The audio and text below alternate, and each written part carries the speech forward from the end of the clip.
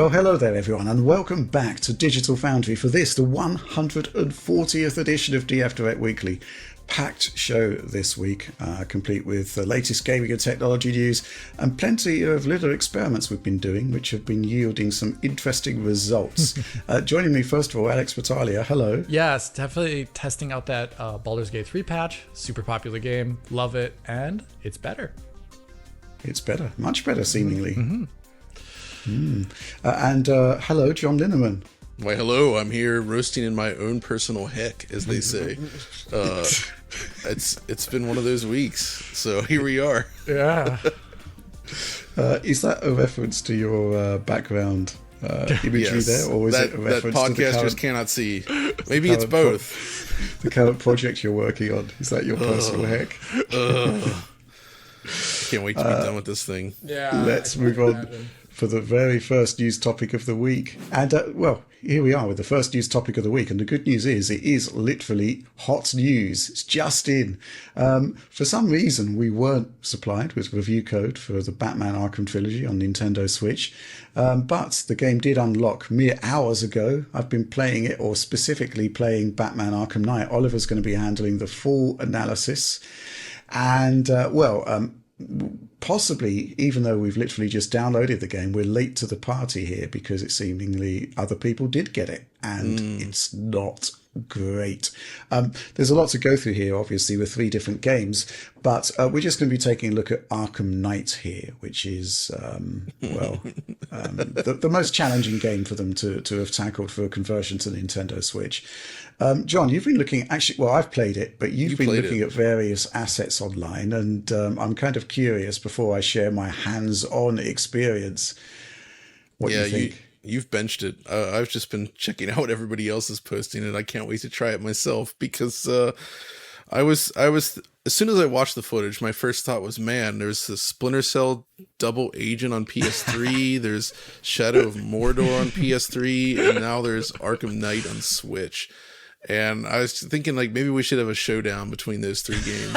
That's the tier I'm talking about here. When I look at what the trash tier. It's so, to be upfront, when I look at this, yeah, I feel bad for any consumers that buy it, sure. But I also feel exceptionally bad for any of the developers that had to work on this because they were asked to do something that I would say the Switch and the way this game was built, they were not designed to be compatible. This is Unreal Engine 3 being pushed really hard. There's not a lot of Unreal Engine 3 games on the Switch, and the Switch is newer than Unreal Engine 3, but because of that, I don't think that there was ever really great support for it, like within that framework. No, I don't think so. I think there was so. Much surprise when Rocket League was ported to Switch because, Epic wasn't supporting the engine on Switch. Right. Mm-hmm. So without that support and the fact that it's basically old legacy technology that you're trying to run on this thing, and Arkham Knight is a game that was pushing the limits of it and is kind of outspec'd. It outspecs the Switch. It's just a nightmare combination, and I'm kind of amazed they got it running at all, but what they've delivered is not what I would consider at all acceptable in terms of, like, as a product you would sell. Very low frame rate. They've turned back the details so far that it makes the PC version at launch look like a masterpiece. I mean, is there texture? Yes. It's like maybe kind of smooth, very smooth. I'd describe it as. All the post effects are like pretty much gone. Everything is choppy and ugly and low res and slow and just I think it's fascinating that this exists at all, but it definitely feels like a game that shouldn't have existed on this hardware. And I feel like the better call would have been, what if they just did Arkham Origins instead of Knight? Why not? And just say look, Knight is too much for the Switch. It is, clearly. So that's a little bit baffling. But Rich, you actually have proper hands-on and you've done frame rate analysis. So can we get some real numbers here? Yeah, well, I'm going to leave a lot of this to Oliver, who's... Actually, before we go into this, I want to share an Oliver anecdote, which was yesterday he came to me and said, you don't need to buy the Arkham Trilogy on Switch because I'd like it for personal use, so I'm going to be buying it anyway. And then the footage on Twitter started to emerge, and he got back to me and said, actually, I don't want to buy it anymore. And I said, don't worry, I will. You can access it on my account. But yes, that is kind of like they literally lost a sale there. But anyway, let's talk about the game. Obviously, the thing about Arkham Knight is it starts with pre-rendered video sequences from within the Unreal Engine, right? So those are there, and you're thinking, okay, well, this looks like Arkham Knight, but obviously it's lulling you into a false sense of security. I think that where things started to go wrong is when you actually get into the diner at the beginning, the prologue system where you're sort of role-playing as a policeman. Mm-hmm. And, well, first of all, the texture work on the waitress is it looks like she's got some sort of skin disease. Oh, gosh. It's not good. It's really not good. And then the camera sort of pans away to the concerned citizen who's pointing out that some guy in the corner is smoking. And the frame rate just drops to 24 frames per second or thereabouts for some reason. And then it just all kicks off. You get you get that sequence which is real time at the beginning where you're panning across the city from the Penguin and then across to Batman. Kind of holds up but is dropping frames. And then it's kind of borderline playable, but obviously it was always going to be about the Batmobile section, right? Because go back to the origins, if you will, of Arkham Knight. And that was always what was causing the console's problems, right? Because the CPU seemingly was taxed too hard. And with all of that streaming that was going on at that speed, it was just too much for it. So it was dropping frames on a PS4, right? Wait, was it? Yeah, it is. I remember it being almost completely locked. Maybe they improved it, but at launch there were certainly tearing issues and whatnot around the Batmobile sections. Interesting. And and basically what's happening now is just like a complete sort of system surrender. The Switch officially sort of raises the white flag and says no more. And it sort of wavers between sort of 20 to 30. But I think what was amusing me is that, well, basically it verges on the unplayable, right? And obviously because of that, you're careening into the sides of the environments. Then the collision physics kick in, which is an extra burden on the CPU. And then you're basically, I think the lowest I logged was 16 frames per second. But this is just like standard gameplay. It's not as if I've manufactured any scenario to actually tank the frame rate. And that's just from like the first 15 minutes of play. It's a write-off, basically.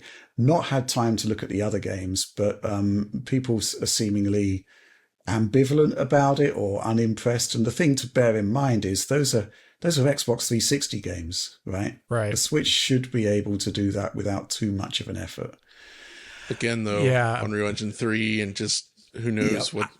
I mean, they weren't perfect. I mean, a lot of if you go back in time, they still weren't perfect back on those PS360 consoles necessarily. Nope. But I think here, one thing from the footage that I see is that when the frame rate gets low enough, it seems to mess up the animation cadence as well too. So it's not just like the frame rate dropping, but it's also like the position of the car as you're driving it also doesn't seem to like line up with where it should be, given like the amount of time that has passed between like the amount of frames that have occurred.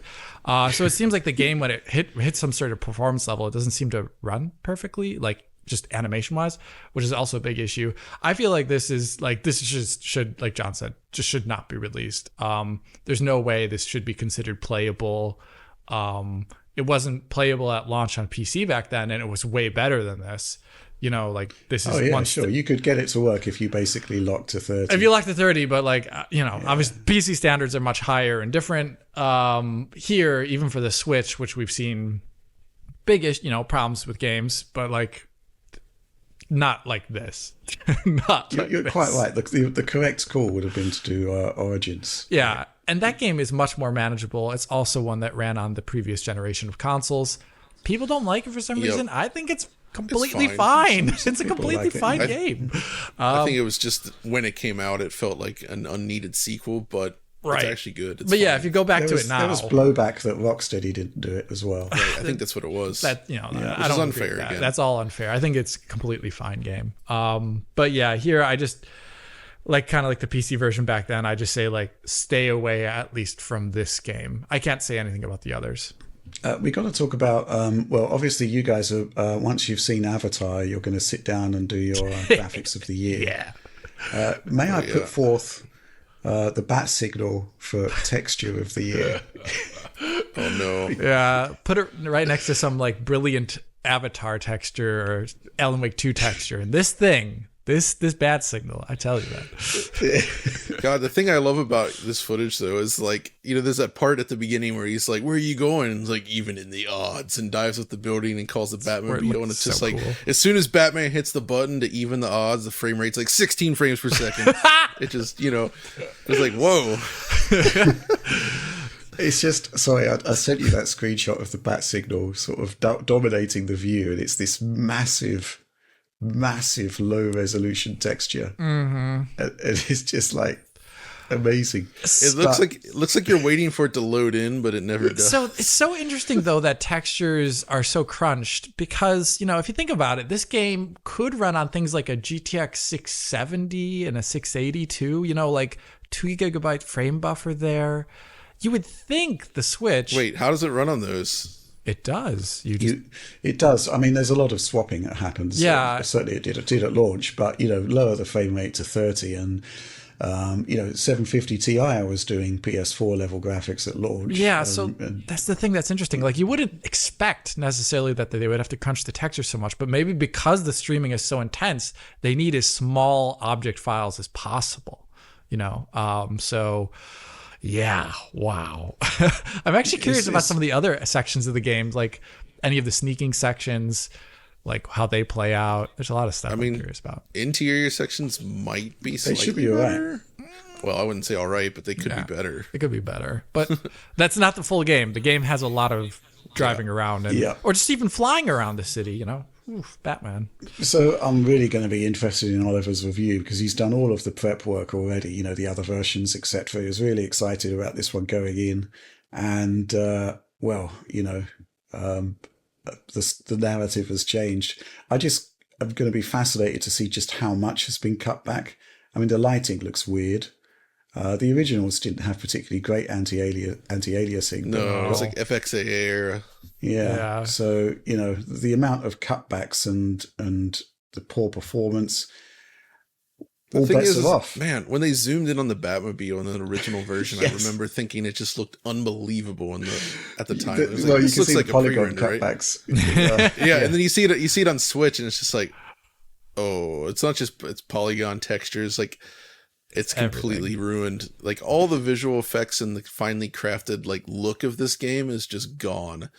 And things like, I know people complain about motion blur, but I feel like in this game it was an absolute must. It made the Batmobile sections look unbelievable in motion. And when you get rid of that, add in the worst graphics and the super choppy frame rate, it looks barely functional. Like this is the not frame a times are product. so high. It should not have been sold. I think this is probably one of the worst things I've seen on a recent console in a very long time. Like, this has no business being on Switch. It's like It is shocking. it reminds me a bit of like Outer Worlds original version before they patched it up. Like John, like you remember there are that. issues there for sure. Oh, But right. yeah, but I think the performance yeah. was even better there, though. Honestly, Yeah, I think the performance was less bad here. Yeah. What's interesting though is that this isn't the only WB game to use UE3 on the Switch. Obviously, MK11 was also based on their version of Unreal Engine 3, right? Like NetherRealm. Which is pretty But that's a reasonable. much smaller scale game because it's a fighting game. But there was still a lot of visual cutbacks and things like the crypt, I guess, or whatever. Had like intense fog, super low resolution, and it ran badly. That was fine. I think that version was at least playable and reasonable enough. Where this is just like, you know what they should have done, John? They should have done clip. Looking at your footage, They should have done clip plane fog and have it like just like a callback to an N64 game. They should just it only renders like 20 meters in front of you. It's atmospheric. I don't know. Would that even really help though? I doubt it. I feel like I bet it wouldn't. Not with the way modern games work. I just don't think that would make a difference. Maybe it would even the odds. I don't know. Even the odds. Okay. I guess we're just going to have to wait for Oliver's analysis for the final definitive word on this this port. But it's. I mean, well, what can I say? This footage speaks for itself. I think we should just, we're just beating up on this topic. It's really disappointing, but ultimately kind of expected, right? Yeah, I expected this coming into it. Yeah. I guess if Arkham City and Arkham Asylum are good, then there's hope yet. But well, let's leave it to Oliver and let's move on to the next news topic. Okay, so this one's really interesting. We've been hearing reports from Larian for several weeks now that they've been doing a whole bunch of optimization work for Baldur's Gate 3, a lot of it driven by the upcoming port of the game onto Xbox consoles and the need to get it running on Series S. Patch 5 is out now, and Alex has been looking at it, and everybody knows that, well, we're going to be going straight to Act 3, right, Alex? Right. Yeah, that's the place that matters. I mean, there's bits of Act 2, later Act 2, where it'll also start showing issues. But Act 3 is really where it's at. And I've been doing this Rivington Road run ever since a little bit after launch when I did an Act 3 video. And here in the original version, if you go back to that Act 3 video back then, it wasn't good on a high spec PC with a 12900K, but if you went down to something like a Ryzen 5 3600, which I also showed in that video, you could really see that it was like borderline 30 FPS for most of the run, and the frame times were not great. Every single time one of the earthquakes would occur, there would be a huge frame time spike. It was not great on the mid-spec PC, and going down to low settings really didn't help at all either. It was the gameplay and the amount of NPCs. It wasn't really like object density and variety that was the issue here. It's a role-playing game. It's about all those like CPU-driven tasks. Fast forward to now, if you compare that exact same run at the exact same settings in the most recent patch 5 version of the game, there's a couple things you'll see looking at that Ryzen 5 3600 in the footage here. And it's basically, one, a lot better frame times. Really good to see. Two, this occurred from a different patch actually previous to this one. It might have been patch 3 or patch 4, but the earthquakes no longer cause massive frame time spikes when you run through it, which is really good. But the average performance level on top of all this is about 22% better. That doesn't put a Ryzen 5 3600 at the highest settings anywhere near being what I would consider a consistent 60 FPS in the sequence, but it will be a consistent 60 FPS in a lot of areas in Act 1, a lot of areas in Act 2, and if you're just like in like a lot of dungeon areas, depending upon how many monsters are there, it can definitely be a good 60 FPS. But like still going throughout this town, it's like 30 to 45-ish, and this is running in the DX11 client of the game, so it's a lot better. I'm really happy to see that. I'll also send Oliver this clip too, but one thing that I was kind of disappointed to see still, and maybe this is a little bit of a conversation that we can have here, is that Vulkan is still roughly like 5% slower than DX11 in this CPU intensive area. And this is, Ryzen 5 3600 NVIDIA driver. What do you guys think about that? First of all, them making the game run so much better, and then the fact that Vulkan isn't like actually up to snuff. Who wants to go first? John, any thoughts? No, go ahead. The DX11 versus Vulkan thing, I think it's really difficult to say what's going on there, right? Maybe it's just the fact that DX11 being a higher level API is just taking care of business, behind the scenes in ways that are just more efficient than Vulkan. We just don't really know. That this isn't really new news. It's surprising news because we don't really see it this day and age, right? Yeah. On the CPU front, I think a lot of the systems which you were testing in your Act 3 test there are not really reliant on stuff related to the CPU talking to the GPU, right? Right. So that's probably not going to sort of make any difference to the equation. So I am curious as to what, I mean, it must, you'd think in theory it has to be something to do with the graphics pipeline causing that difference, because otherwise it's the CPU's doing the same tasks, right? Hopefully. It's a bit of a mystery. Yeah. I guess the good thing about Vulkan support is that, I mean, and the reason it might simply be there is simply for portability to other platforms, specifically Linux. I think there's a native Apple Silicon version of Baldur's Gate 3. I don't know if there's a native Linux one, but if there is, that would explain why Vulkan was a good thing to have. So, yeah, interesting, right? I couldn't really speculate any more on that. I'd love to get some explanation on where the 20% of extra performance came from, because I was looking through various interviews and it just seems to be, quote unquote optimizations. That's a hell of an optimization to do if your output to the screen is basically the same, right? Yeah, that's the thing is, as you watch the original version and the newest version side by side, this is going to be 1080p since it's DF Direct, and there's a little bit of compression there too between the recordings, but you'll see that it looked pretty much dang on the same. Like, it is not different. So what did they do? I suspect it's a lot of little things. Like, talking to engineers that do this kind of optimization work, it's just going through with a fine-tooth comb and like winning back like point something milliseconds here, point something milliseconds there, and finding enough of those little cases to like slowly push it up. Or maybe there was something in there that was just running too slow, and they're like, oh wow, okay, we found this problem here, and suddenly they win back a bunch of milliseconds. Like, right. Like it could be either of those, I suppose, but it is interesting, and it just shows, that there's still more work to do under the hood, I guess. It's fascinating to see that in action and pay off. Yeah.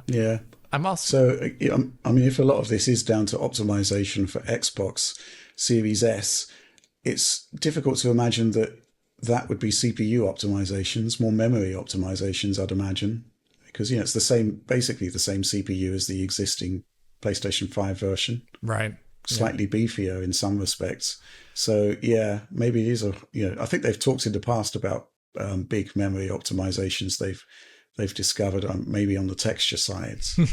But again, that wouldn't really wouldn't sort of translate to Act 3 running 20% faster. Yeah, I'd be also very curious to see BG3 Act 3 on the PS5 version, because that was like 20 FPS when you do this run.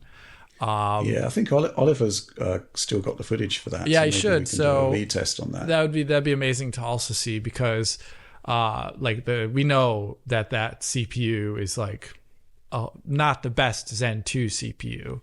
So putting it up there, and they also added things like dynamic resolution to the PlayStation 5 version.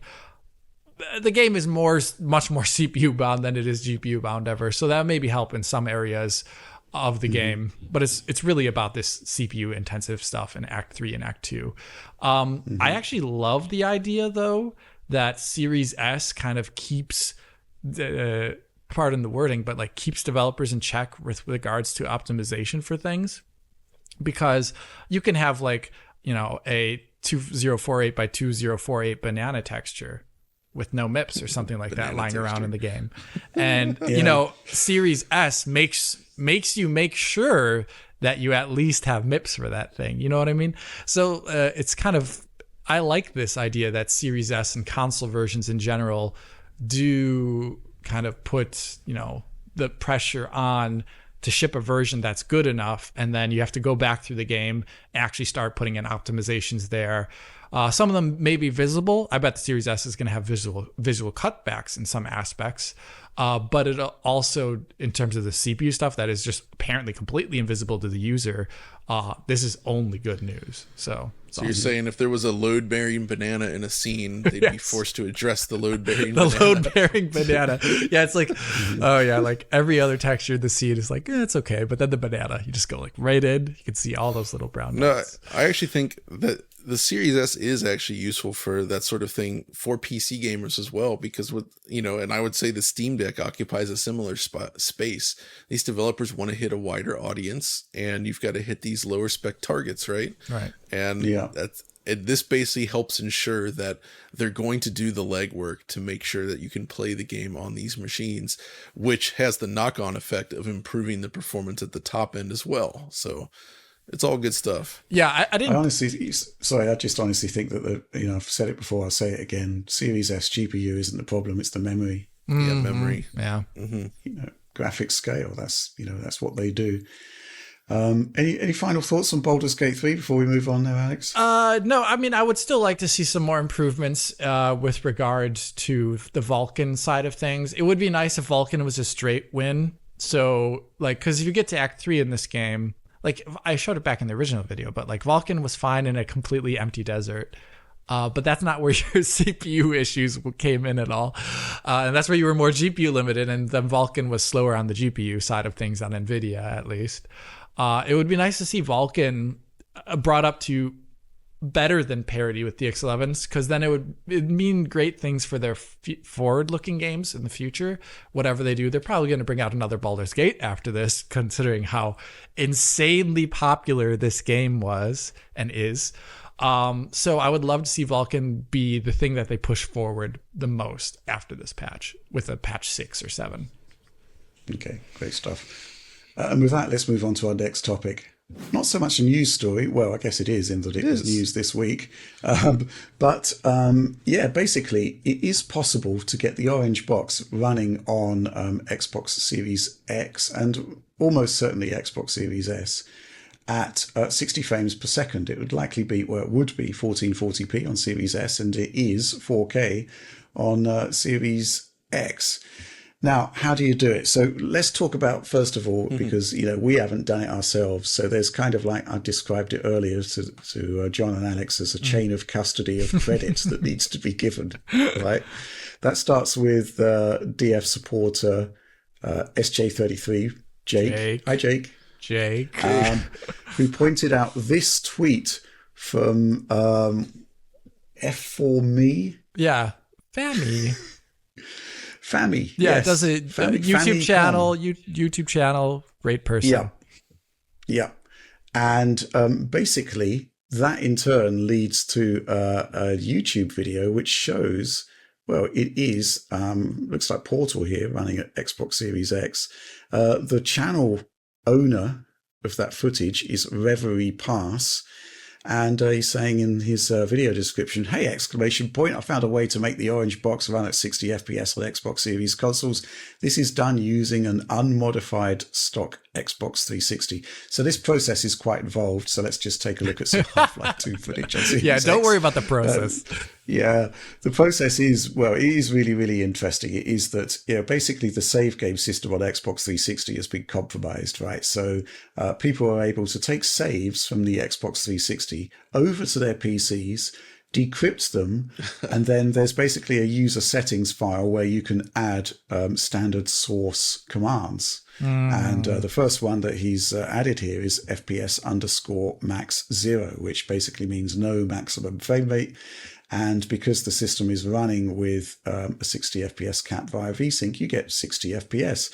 This does work to a fashion on Xbox 360, except it's using a double buffer VSync. Yeah.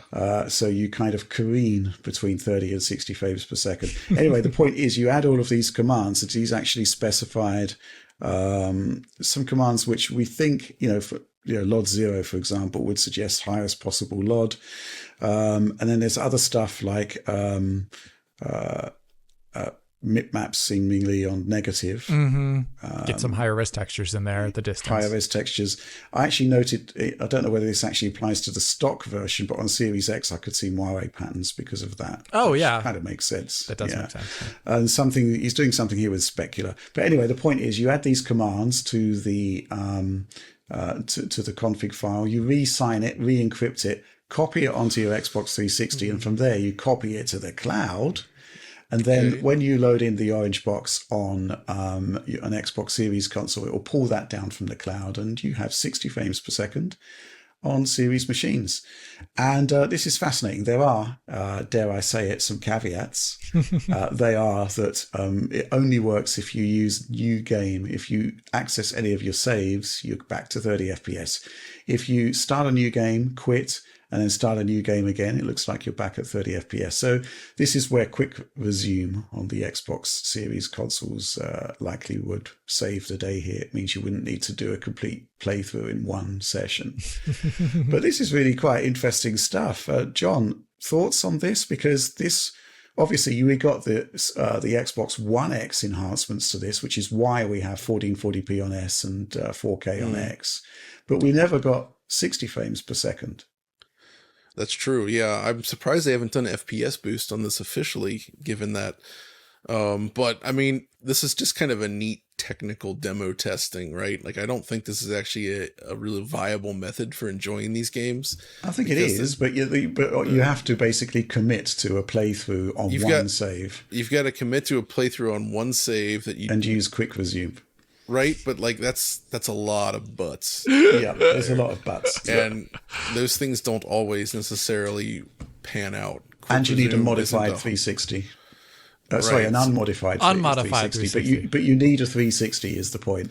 So I mean, given how easily accessible Half-Life 2 is on everything else, and how simple it is to run, it's kind of it's a weird thing, but it is cool that it exists, and I would hope then that the fact that it exists in this form opens the door for either improving it so that you can play the game normally with proper saving and whatnot. Right. And also, I know they said they're not going to do it, but man, it'd be cool if they're like, you know what, we're going to add FPS boost to the orange box just so people can enjoy this on Xbox at a proper 60 FPS. Right. Because it clearly runs without issue, right? So I think so. Yeah, that's pretty cool. That's a great addition. It's one of those games. Well, yeah, sorry. No, go ahead, Alex. I'm interested in your opinions on this. It's one of those games though where even I honestly think Series S could do 4K 60. Like the orange box version of Half-Life 2 adds things like HDR, bloom, not real HDR, internal HDR, and has like some real-time shadow maps from your flashlight. But these are all things that are like that GPU is kind of like an RX 480, 470. What is it like the most equivalent like PC? What, the Xbox One X? Xbox Series S, like Series S. That's a tricky one. Yeah. I mean, it's basic. I think like a Radeon 5500, something like that. Downclocked a bit. I would be so surprised if that can't do 4K 60 in Half-Life 2 episode 0 through 2. Like really, like it's so old at this point, and it wasn't exactly a hard game to run back then when it came out on PC. I remember definitely like that was like one of the few games when it came out in 2007, the episode 2 version that was updated like that, like even on like the 8800 GT at the time, it just flew at like probably full HD, really high frame rates.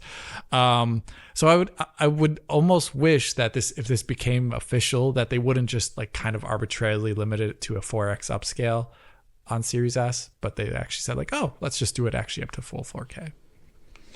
I mean, the whole FPS boost thing, I mean, the concept is that they have access to the GPU at the DirectX level, Microsoft, and they can basically make tweaks to increase resolution. There's a couple of weird things here. When you look at the resolution on Xbox 360, if you go into the options menu, it says 1280 by 720. If you do the same on Xbox Series X, it says 1920 by 1080. So it seems that the game thinks it's running at 1080p, but then the X enhancements are basically boosting it up from there, which is interesting. Yeah. But I think maybe the difference here is that, when you are dealing with the system and DirectX, it may introduce issues which you can overcome simply by, making tweaks to software, which I think is what Dark Souls 3. I think that was a completely different method of FPS boost, which actually involved a collaboration with the developer. But if it is just a case of having FPS_max 0 in your save file or in your config file, surely there's a system level tweak that could do that work. Of course there is. Surely. Also, theoretically, this would also work for Portal 2. Although, wait, is Portal 2 backwards compatible? I believe it is. I'd have to check. Wouldn't it also work for Portal 2? That's interesting. Yeah, it might should. be worth taking a look at. Yeah. Oh yeah, Portal 1 and 2 are on Switch. And also as well, for the abandoned version of CSGO, right? Didn't they release CSGO for that console? Yeah, Portal. We should actually take a look at this because Portal 2 for Xbox 360 is indeed Xbox One X enhanced. There you go. Technically, it should work then. I might have a look at that after we finished on this. Yeah, interesting, because that's a great game that would be even better to have at 4K 60. Mm-hmm. But what I will say is, I mean, I did all this footage here, and obviously I had to start from the beginning of the game, right? And Half-Life 2 still holds up. Mm-hmm. Brilliant game. I know. I've been playing in VR, actually. There were some minor annoyances with it because, you know, certain systems have aged and whatnot. But the point is, it's brilliant.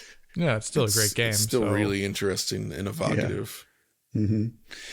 Well, this I mean, that was a really interesting sort of experiment. Tom is actually going to be working on a full video on this to see what the strengths and weaknesses are. I did actually notice on episode 2 a very, very, very slight frame rate drop on Xbox Series X. Basically, when that huge wave effect comes at you right at the beginning of the game. Oh, right.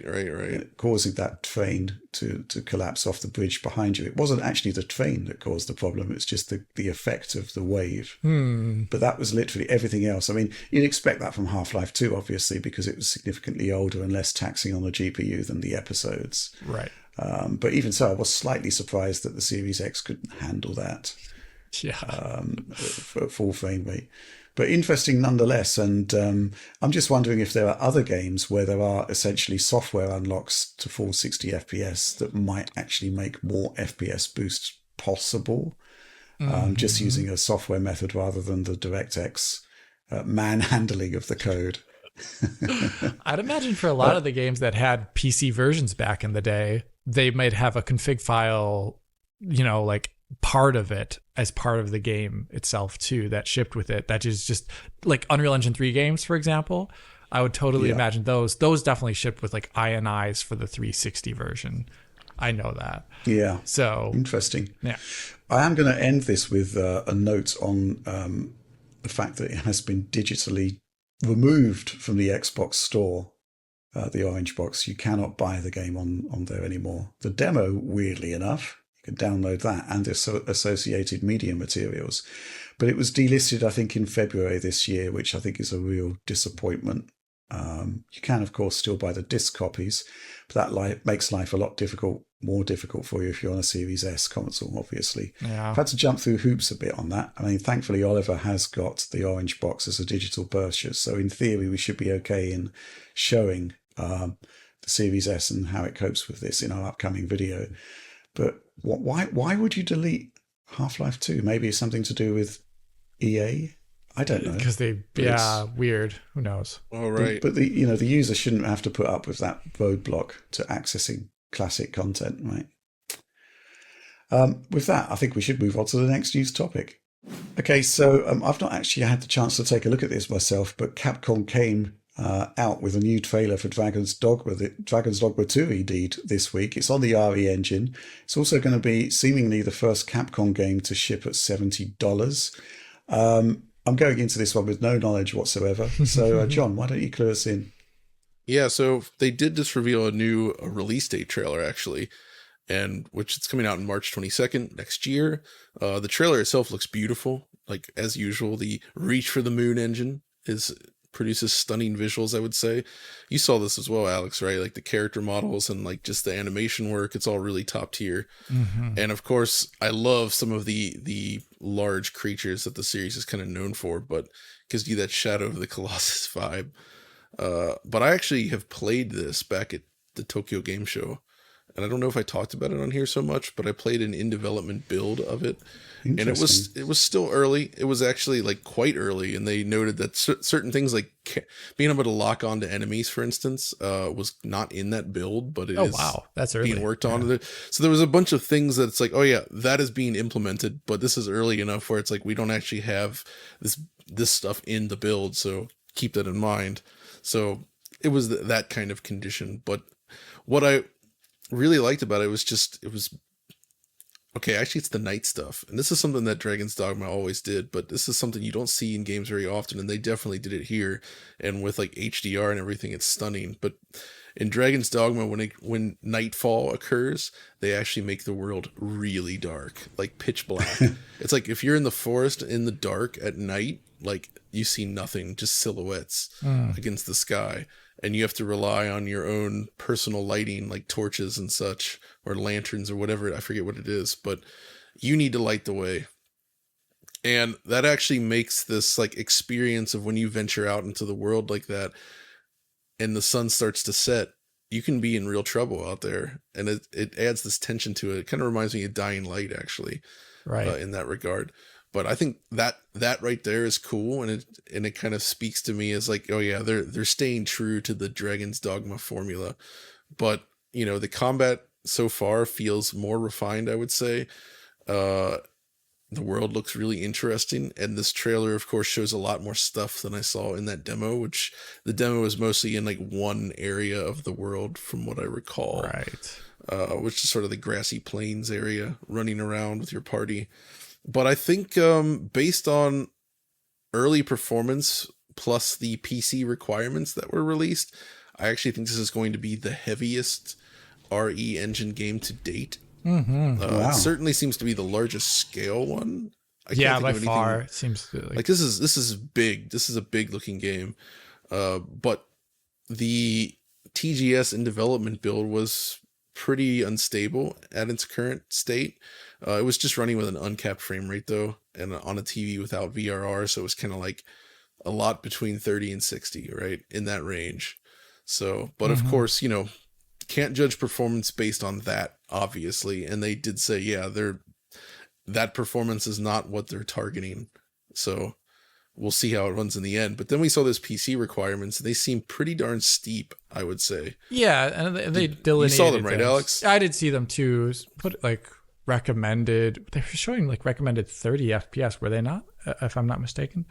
Yeah, that's right. They recommended 4K I30. Yeah, but or 4K 30i, that's their interlaced rendering, by the way. Yeah. There's a couple things I got to say about that. I'm really worried that once again we're going to see another Capcom PC port with broken TAA and no DLSS or no XESS, and the community's going to have to swoop in.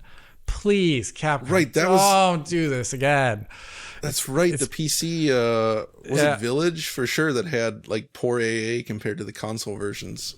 The TAA didn't work well. Yeah, I mean, I also kind of want to say that the TAA and the console versions of Village are also like not Village. Sorry, Village. Yeah, I'm thinking about Resident Evil 7. Resident Evil 7 has some interesting image quality things going on. No, sorry. I keep saying Resident Evil 7. Resident Evil 4 Remake is what I'm thinking of. Oh, the remake was a little different because that also had image quality issues on consoles. I think Village was the one where it looked fine. The consoles had superior AA versus the PC version. Yeah, that is correct. Which was weird. And then RE4 comes along. I think RE4 was better on PC image quality wise than the console versions. Yeah, I mean that's as good as it could be. That was more about like raw image quality and a couple other things. Like there was the weird thing going on PS5 with like the post processing, whatever. Oh yeah. But I hope that is in there. One thing that I hope that they also do, and there's a good chance that they will do it this time, is like around like Resident Evil 4 Remake and a couple titles before then, they kind of like stopped shipping their ray tracing with games. Like, and we always had kind of like, I was really grateful that they had ray tracing in the games, but the quality was really, really low for reasons. And then they had these presentations about the RE Next engine, I think they call it. It's like Reach for the Moon Next or something like that. It's their internal naming, I guess, or maybe external naming as well, too, for the upgrades done to the RE engine for every title past Resident Evil 4 Remake. And that's really cool because they showed off changes to their RTGI. And this game, and it's going to make it actually much more like, it'll be like similar performance level, I think, but it'll be like much better coverage and much more reliable to be used as like the full lighting solution for a game. That's awesome. Which is great. And they even showed off things like internal resolution numbers for consoles and PC, like they really in-depth presentation. Really cool. Check it out. I think there's English subtitles for it if you look out there. And yeah, really great. And I'm hoping this game ships with that along with ray traced reflections, because it's going to be open world, which is hard to do any sort of baked lighting for. That looks good. And then it's also a day-night cycle, which is the perfect time to utilize ray tracing. So we'll see here, but I would not be surprised if there's a 30 FPS. Please don't do an unlocked frame rate mode there, Capcom. Please give us a 30 FPS ability to lock it. That's something that they also don't tend to do in their games. They tend to just only have unlocked frame rates. That's fine if you're on PS6 however many years from now, but right now, please give people the ability to lock down frame rates. So Capcom, there's a lot of stuff please make it good. Please make it good. I love at the end of their trailer though, they show a brief moment of a dragon spewing fire, and it has shades of Deep Down in it. Right. It's probably still not quite the Deep Down of fire simulation thing that they showed, which, whatever. But it makes me think that they're kind of trying to work their way back to that target someday at least. Man, there's a lot to be said about that. If you think about it, Deep Down is technically it was doing things that only this next engine is starting to do. And even not, it's nuts. First $70 game. What do you reckon, John? It's not great, but I mean, it's the direction of travel in the industry, isn't it? That's the way things are going, right? I don't know what else to say about that. Yeah, games are getting more expensive to make, and I mean, nobody wants to pay more, but I don't know. I mean, these publishers got to make the call on this stuff, right. Yeah. I'm always afraid to weigh in on this topic because different people get upset to different degrees depending on what you say. There's still this bizarre attachment between time spent in a game and the amount being charged for it, which doesn't really make sense. That's a pet peeve of mine for sure. And I mean, I can understand why somebody that's constrained in terms of what they can spend on a game and also has a lot of time. What I'm saying is kids or teenagers, where they can spend hours and hours playing whatever they want, but they actually don't have a lot of disposable income. Sure, I can absolutely understand wanting that. But I guess I would also suggest trying to give smaller games a shot that actually rewards skill, I guess. You can get a lot out of a small game once you really get into it. Obviously learning a fighting game, a shooter, something like that, versus an open world game where you just need this checklist of constant things to do, but each thing you're doing is usually not that interesting. But that's a whole different topic. But I mean, at least in terms of Dragon's Dogma 2, since that's the topic here, I suspect that you'll get value for the money in terms of time investment, because it's very likely to be a long game. Mm-hmm. Okay, good stuff. Anything further to add, Alex, or are you spent? I'm spent. I mean, one last thing is they did mention in their presentation that they're doing even more forward-looking research in the future for things like ray tracing, for hair rendering, and also mesh shaders. So nice. We'll see about that soon enough. It would be nice to see another game that requires mesh shaders to have good performance eventually. Did you see, by the way, I forget, it was a TGS 2014. They actually showed Deep Down running on PS4. Yeah. And it was playable on the show floor.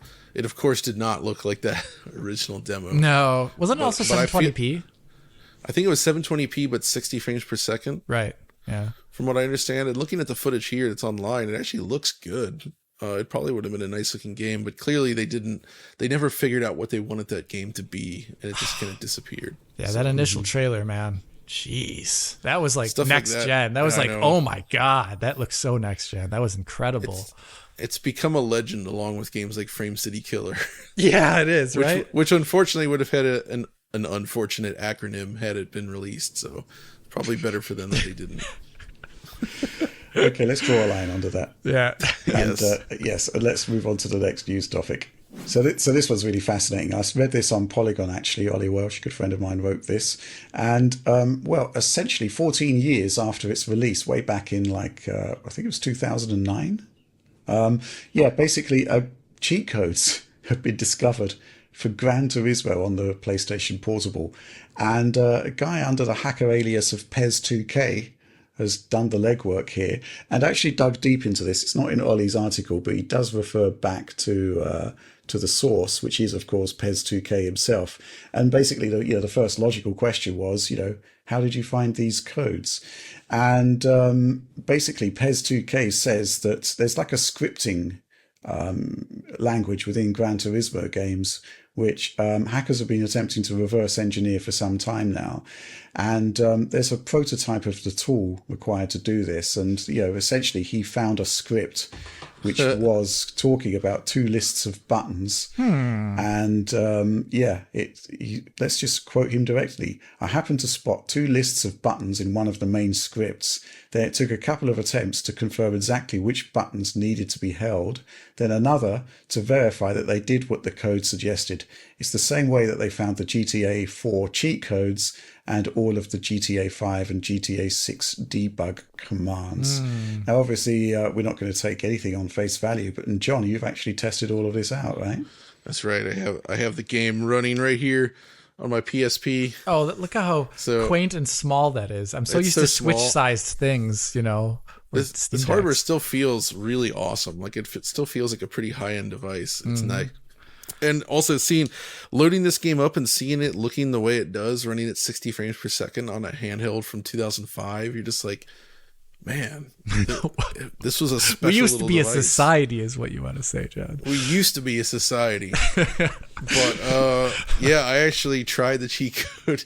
It's annoying because you have to hold the start and select buttons, and then one of the cheat codes you have to hold the L button. So you kind of have to contort your fingers around so that you can do like this to hit all the necessary buttons. But I did both of them. You can see here in this filmed video, it works. Basically, once you enter the code, it just blanks out to the loading screen, shows the loading screen for a little bit. When you come back, you've got max credits and or all cars unlocked. So, it's real. Yeah, and then just hop in a race and go have fun. And this game is so weird, though, because when you look at it, it's got a ton of tracks in it. It's got a ton of cars in it. It's absolutely packed with stuff. But they didn't build a proper GT campaign for it. Yeah. Right? It's more like a pick up and play kind of game, which is fine to a degree. And there's stuff to do. It's just everything was there. They just needed to build the structure to make the classic GT experience. And they absolutely could. And they should have done that. Maybe they didn't. I really would love to understand why they opted for this choice. I can understand cutting things because of hardware features, but that's not what they cut. All the necessary things are there, right? All the actual vehicles are there, all the tracks, the rendering, everything's super smooth and nice. They just the way they opted to do the pocket campaign is just kind of weird. And maybe it was influenced by the rise of the iPhone and in 2010 and just the way mobile games were perceived, or they're like, well, we need to make this more bite-sized and mobile friendly. And so I suspect that was probably somewhere in there in terms of why they built this the way they did. But even still, it is fun to pick up and play, and it basically looks like a portable version of Gran Turismo 4. It's not necessarily, it's probably not as detailed if you look closely, but on a small screen at that resolution, it actually feels pretty darn close to it. And they've got all the reflections in there as well, like the render to texture style reflections, so they're generated on the car and looks really good. Frame rate's super smooth. It's just wow. Masterpiece for that.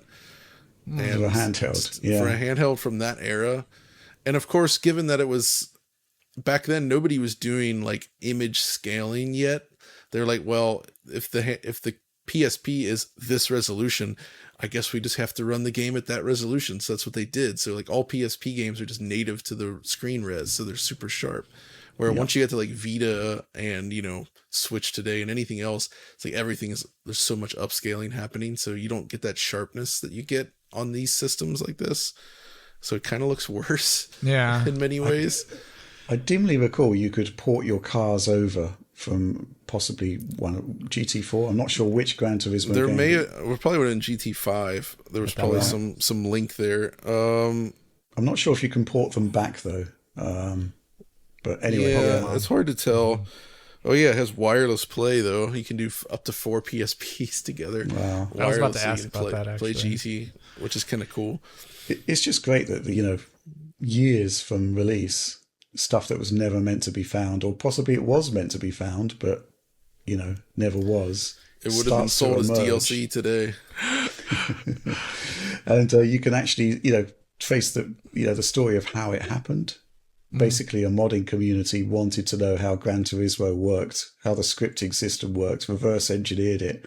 And from there, they found the scripts that enabled these codes. I think it's a fascinating story. Oh, it's great. And an amazing port. I'm still pretty amazed at how good it is. I mean, when I first heard about the PSP, I thought, okay, it's going to be a handheld PS1, but it was so much more than that. And then, Oh my god, yeah. You knew right away. Ridge Racer. Yes, exactly. And Ridge Racer had stuff going on that just seemed impossible for a handheld at the time. Like, again, it had those rendered texture reflections and everything. They were simulating like this sort of like pixel shader style effects with a specular highlight from the sun on the ground, which I don't know how that works. It's some hardware function of the PSP, but the PS2 couldn't really do that. Not like that. Yeah. And it looked convincingly on that screen. It looked like a typical, specular highlight effect.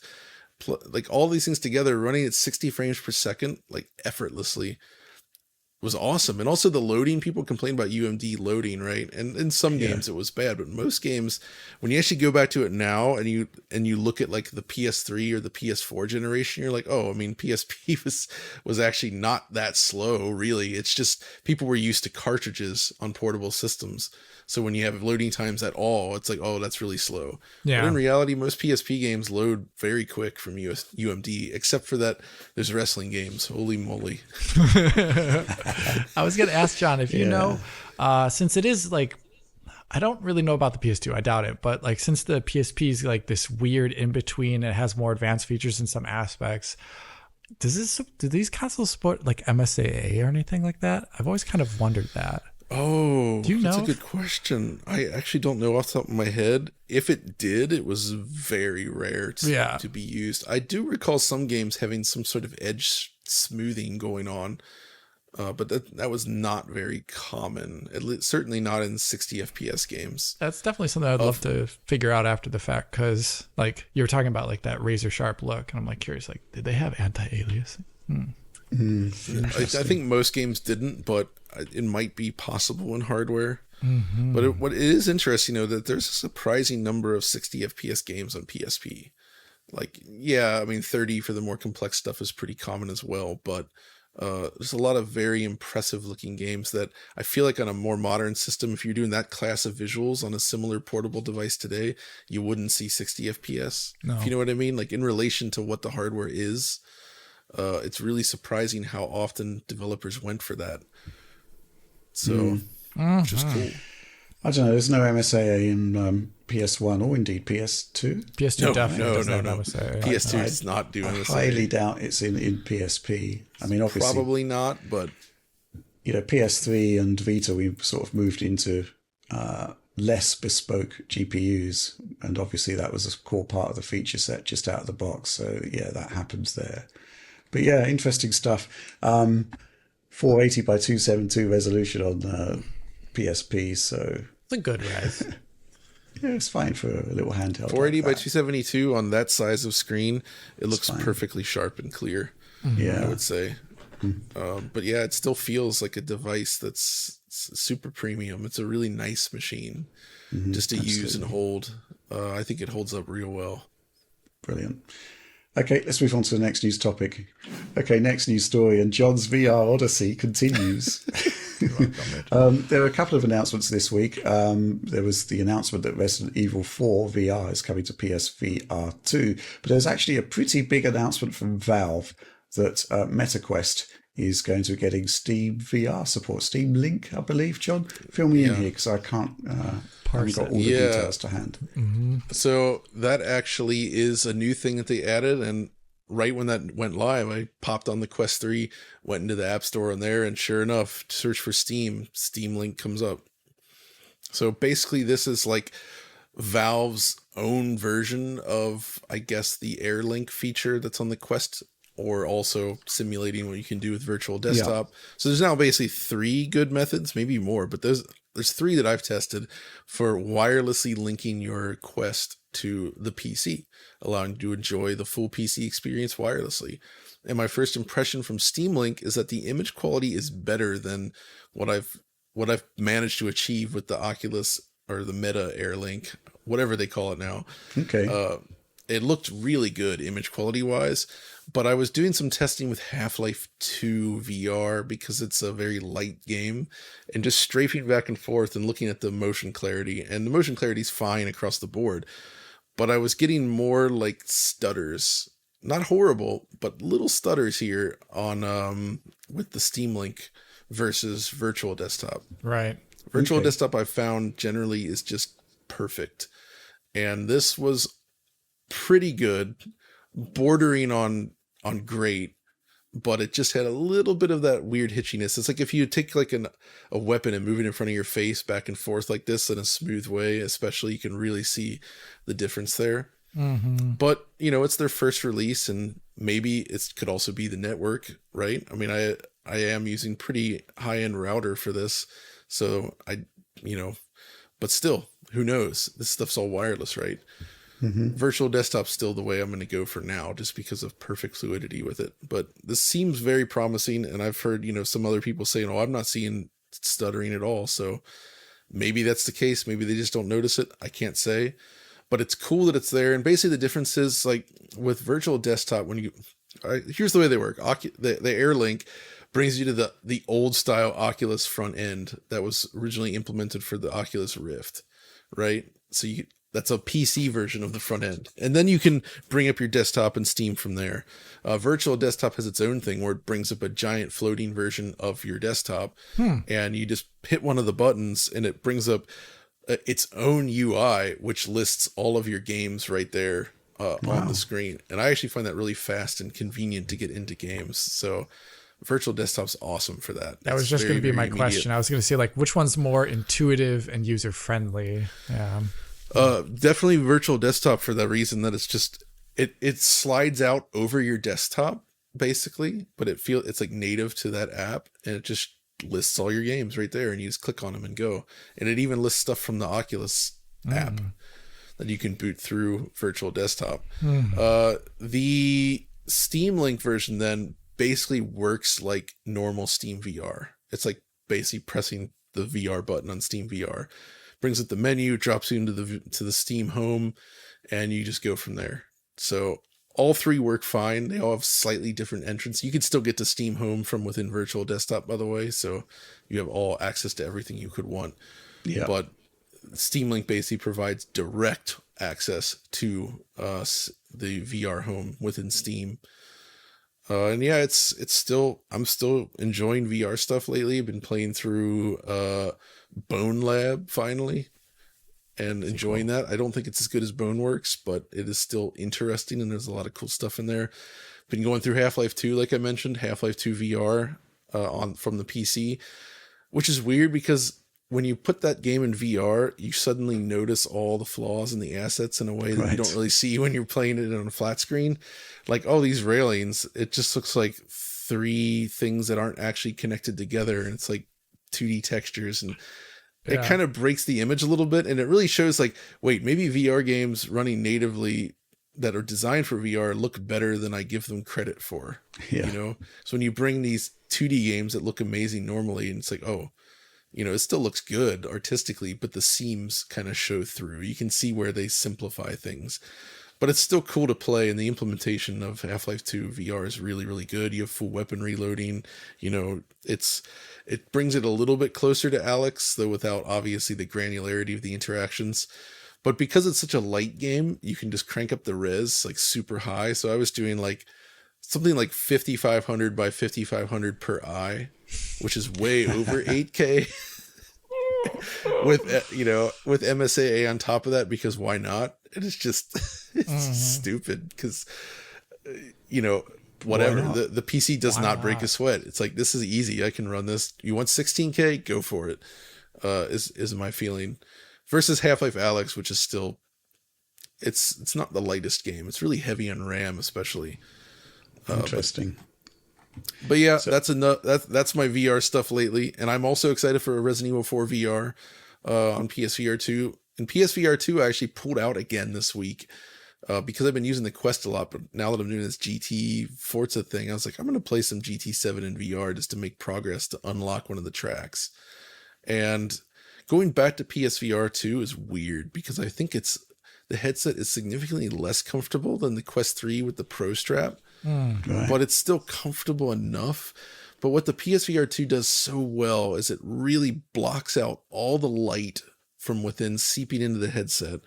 And when you're in there, because it uses OLED screens, it can do absolute darkness.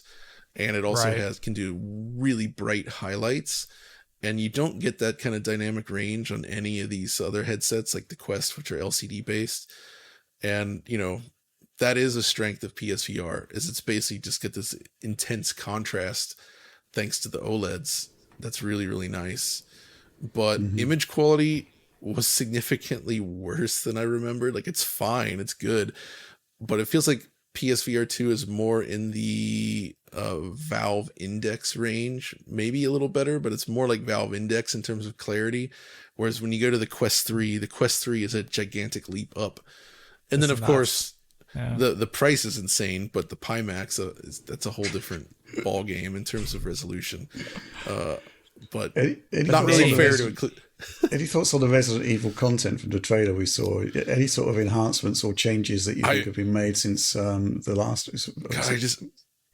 Resident Evil Village, wasn't it? VR, Village. So this is interesting because I've also been playing Resident Evil 4 on the Quest natively, which is an interesting version. Obviously, this looks like it's going to be the same thing as Village, where it's taking Resident Evil 4, the new game, and making it work in VR, and not just like slapping it in like Resident Evil 7 did, which it was all right for the time, but this is real integration of real world like physics and objects that you physically hold and manipulate.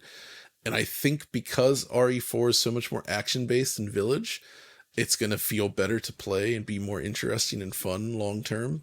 So I'm also having a lot of fun with the old Resident Evil 4 VR on the Quest. It's much more action-based game. Very satisfying to play. Like, I really realized when I get to that, the first chapter break, I guess, when you're in that area in the valley with all the bridges strung between the canyons, like leg shotting dudes and making them fall off, and just doing all these pinpoint precision shots in VR feels so good. So I can't wait to do that on PSVR 2, but I also am going to have a hard time getting used to the cord again. Like, once you've gone wireless like this, that sucks, man. I don't like cords anymore for VR. Like, cut that cord. It sucks. Like, that's a real problem, because when you're turning around and moving all over the room, it just constantly gets in the way. Do you think this is one they'll actually bring to PC VR, or will people have to just not have it like the other ones? I wish. I wonder what that's about. There's no announcement. I don't know. Maybe it's some deal with Sony. Who knows? I suspect not, based on what's happened in the past. Have they ever brought the Resident Evil stuff officially to PC?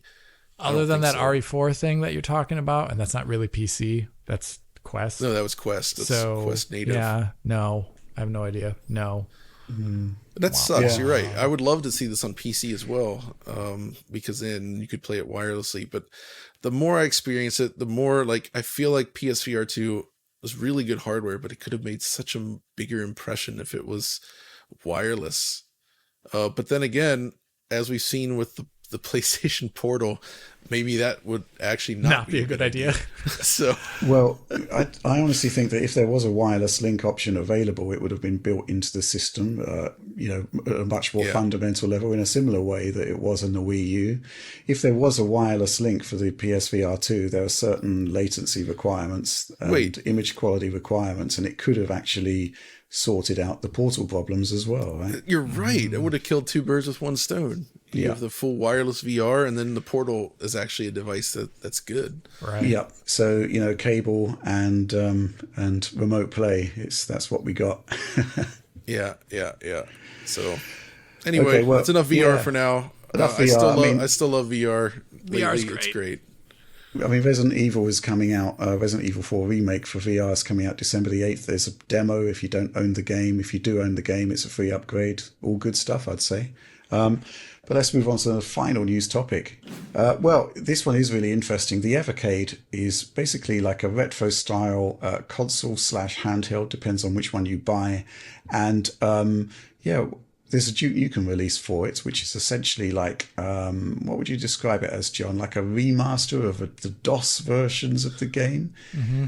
Yeah. And Okay. it's really impressive. I mean, didn't we see it at Gamescom? We did. And it was really cool. So I think they've stumbled onto something that's really cool here with this. And this kind of already exists, but seeing it on a little handheld is really cool. So basically, the Duke Nukem pack includes Duke Nukem 1 and 2, as well as 3D. And there's a caveat with 3D to mention. But Duke 1 and 2 is a native port of the, I guess, Rigel engine, engine. I don't know how you say it. Side-scrolling, but yeah. Basically, that's the point, isn't it? somebody made a source port enhanced version of these games for PC, and I believe they worked with them to natively port this to the Evercade.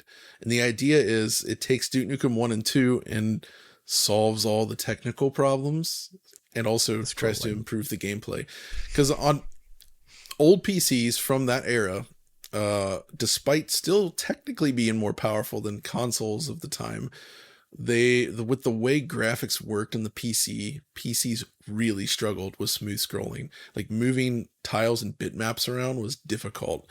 Like even when you go back and you hear about this like Mario 3 thing that the id guys did, like Carmack created, right?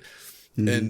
And then you actually look at these demos and you look at Commander Keen, it's pretty easy to understand why Nintendo would have like turned them straight down, because it doesn't actually run that smoothly compared. Like it doesn't feel like NES quality in terms of fluidity, right? It's not. And that's the case with Duke Nukem as well. Duke Nukem 1 and 2, I haven't actually measured it, but they're like either 15 or 20 frames per second games. Like they're very choppy. And they always were. You could tell back in the day, as fun as they were, they didn't run well. And that was just a problem with the way PC was at the time, by and large. Rigel engine fixes that. And on the Evercade now, not only do you get them in full 16:9 widescreen, it pixel matches the screen, so it's super sharp pixel art, but it runs at 60 frames per second. So big upgrade. It's now, and you can actually still toggle to the original, which is funny. It has one of those like Halo Anniversary style toggles where you just tap the button and it switches back to the original DOS setup.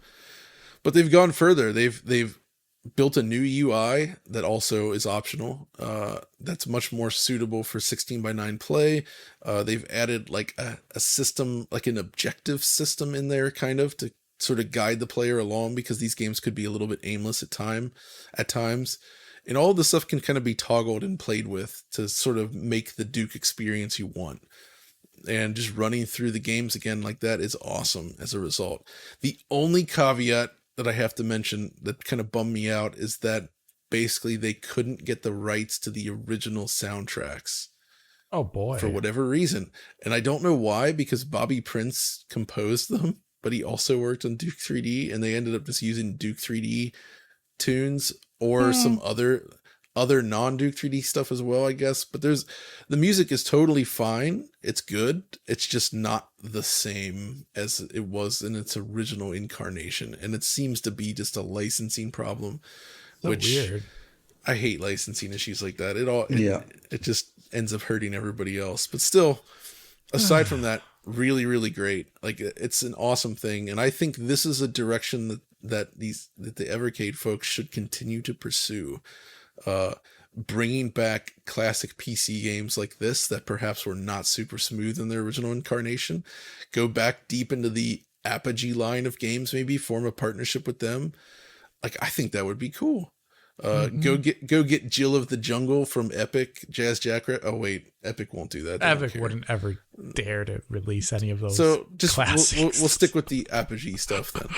Just generally, the Evercade is just a great thing. You know, a retro console you could buy that actually has collectible cartridges. Yeah, that's rare. It's just a really cool little system. We also saw at Gamescom their tiny little handheld. All right, they have a small version that's really cool. Really cool. These are not hardcore machines, but they're very neat, cool little systems, and the games are cheap. And if they're doing stuff like this, it's, there's a lot of value there. Yeah. And Really, it's not really cool team behind it as well. Exactly. They really care. They're really trying. I did mention a caveat about Duke, though. That's for Duke 3D. They apparently could not get the PC version running on here. Okay. So they brought the PlayStation version to it. That's a very different choice. It sounds harder. It's a reason. I don't know what the limitation was. I feel like there had to have been something going on. Like, I don't know, with these source ports or something, but for whatever reason, they couldn't get the PC version of Duke 3D to work well on the Evercade, apparently. So they ended up they already had done the work to get PlayStation games to run on the system. So I suspect that it was easier to just leverage that rather than going through the extra work to get the PC version working on there.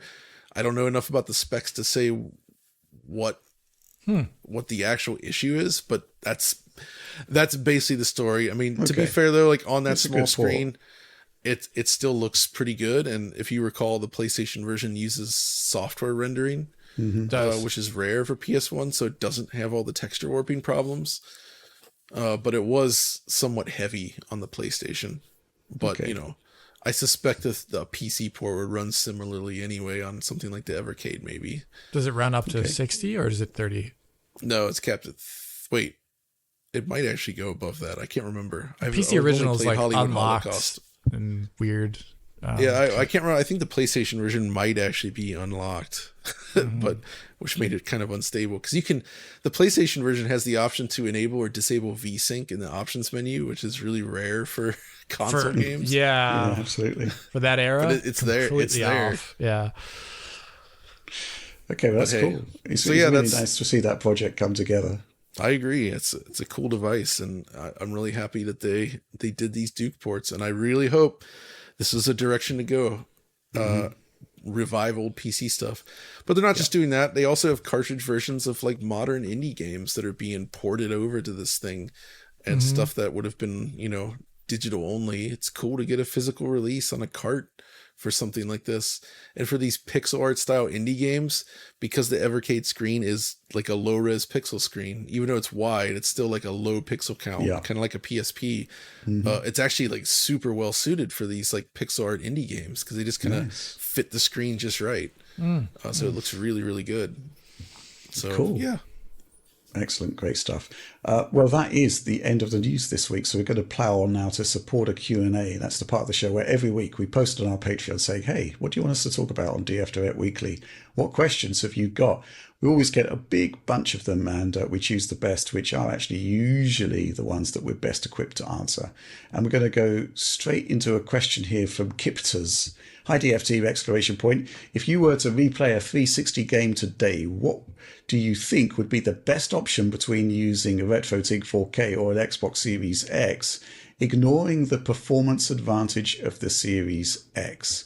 So John, I'm going to go up to you on this one, but I'm going to assume that we're factoring out here games that were X enhanced that run at 4K, because you'd probably want to run those at 4K, right? As opposed to 360 resolution. So thoughts on this one? I mean, tricky. You're basically balancing performance that will basically always reach the frame rate cap with the scaling. 3x3 nearest neighbor scaling that you would get. I need to check if Series X supports this because I don't really use it, but I actually think the best option would be to set your Series X to like 720p. You can do that on a Series X. Okay, yeah, 720p, feed that into the tank and then upscale. And for games that aren't actually higher res in Series X, and many of them are not, it should look the same. But for those that are higher res, you essentially get downsampling, right? Yeah. So I was actually experimenting with Blue Dragon the other day, which is still gorgeous, on the FW900 and on the Tink. And the 360 version has a ton of tearing and slowdown, like real bad at spots. We play it on Series X though, runs perfect, absolutely perfect. Okay. So you pump that thing either into the FW900 or through the Tink, and it just basically looks amazing, because I agree the way Series X upscales 360 games is not optimal. It's very blurry and like bad bilinear upscale. And you've spoken to Microsoft about this several times. I've been trying to push them, like, guys, just give us an option to do nearest neighbor scaling, and they've not done it. And maybe they're probably not watching this, but if you are, that's a simple change to make. Just make it a toggle, something. Let people do nearest neighbor scaling for these games. It would drastically improve image quality for a lot of these 360 titles, especially the ones that don't have a resolution boost. But even if they do have resolution boost, being able to nearest scale the UI in the menu would also make them look significantly better. Yeah. Yeah, it's a tricky one because there's, ignoring the performance advantage of the Series X, the problem is the PS360 generation is one of the worst performing console generations out there. And, to ignore actually hitting all your frame rate caps is something that takes quite a lot of willpower, I'd say. But it sounds like you've got the optimal solution there, John, which is to say, buy 2 highly expensive pieces of equipment. Just shell out $750 for the Tink. Yeah. And another whatever it is, 500. Well, it has been on cheaper recently. No, Series X. Let's be clear, that's a joke. The Tink is amazing, but if you're gonna spend that money, you should know that you want that type of device. It is for a specific audience. It is not just like. There's going to be other options there, like the Morph 4K, which should, in theory, give you that. Nearest neighbor is just fine. Even there, though, like none of these are cheap, right? It's all hundreds of dollars, and that's just. Isn't it crazy that's the nature of these video processors? That if you just literally had an option in your TV to do integer scaling, this would kind of all just. You do it on the cheap. That aspect of it, sure. Yeah, absolutely. I mean, I'm not talking about the rest of it, but it's just like, come on, integer scaling. It took. I know. Panasonic used to sell an OLED that had integer scaling built in, and nobody else followed. It's almost a real shame. It's always a shame too, because like system level, Microsoft could do it too. They could do it in Windows, but it requires a graphics card drive. Everyone can do these things. It's complex. It's a thing on PC, graphics drivers. But even then, it's like I don't love the way it's implemented perfectly on PC. Always, it depends. No, like on the NVIDIA panel, for instance, when I was hooked up to my monitor, which is actually a TV, the LG OLED, it detects that 4096 mode instead of 3840 by 2160. It's like 4096 by 2160. So it will only output to that res. You can't change it. And if you try to eliminate it in like at a low level, which I've done before, it breaks the whole NVIDIA control panel. It just like disappears.